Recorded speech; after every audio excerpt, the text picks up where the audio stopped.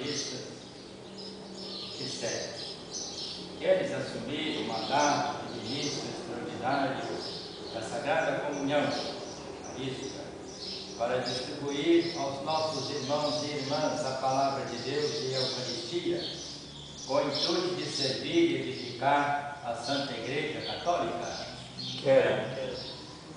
Quereis dedicar-vos com empenho à leitura e à meditação da Palavra de Deus, procurando vivê-la para poder anunciá-la com fé aos irmãos.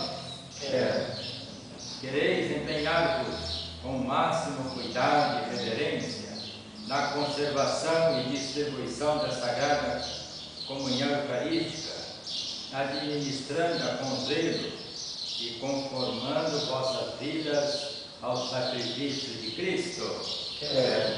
Quereis servir a vossa comunidade, dedicando-vos a celebrar com fé os mistérios da fé e da morte, seja levando a comunhão aos doentes, seja presidindo as celebrações dominicais e as exéquias,